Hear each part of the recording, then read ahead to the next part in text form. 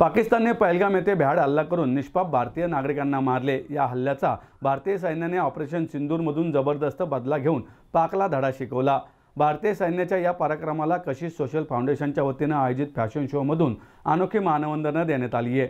भारतीय सैन्याच्या कर्तृत्वाला फॅशन शोच्या माध्यमातून सलाम करण्याची ही पहिलीच वेळ आहे।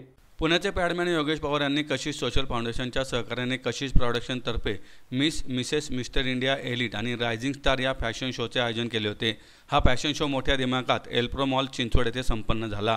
यावेळी पुण्याचे पॅडमॅन योगेश पवार, डॉक्टर श्रद्धा जवंजाळ, मुकेश रुपवते, राज रणदिवे, आनंद खुडे, डॉक्टर श्रद्धा जाधवर, डॉक्टर शशिकांत शेटे, महेश कुमार सरतापे आदी मान्यवर उपस्थित होते। यावेळी स्पर्धकांनी हाती घेतलेल्या उन्होंने धर्म पूछकर मारा, हमने कर्म देखकर मारा बॅनर्सनी उपस्थितांचे लक्ष वेधून घेतले। भारत माता की जय, पाकिस्तान मुर्दाबाद असे नारे यावेळी देण्यात आले। या अनोख्या फॅशन शोविषयी बोलताना योगेश पवार म्हणाले, आपल्या सामाजिक कर्तव्याच्या जाणीवेतून कशिश सोशल फाउंडेशनच्या सहकार्याने कशिश प्रोडक्शनच्या वतीने हा फॅशन शो आयोजित केला होता। आम्ही यापूर्वी महिलांमध्ये स्वच्छता, मासिक पाळी आदी बाबत जनजागृती करण्यासाठी महाराष्ट्रासह देशाच्या विविध भागात महिलांना मोफत सॅनिटरी पॅडचे वाटप करत असतो।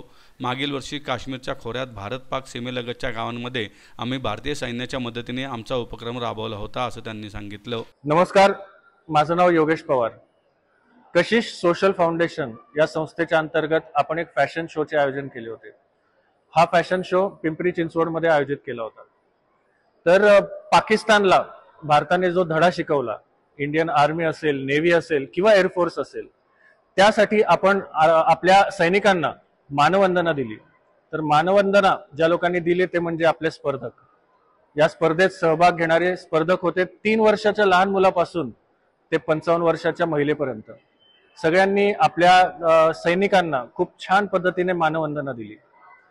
तुमने हमको धर्म पूछ के हमला किया, हमने तुम लोगों का कर्म देखकर उसका बदला लिया।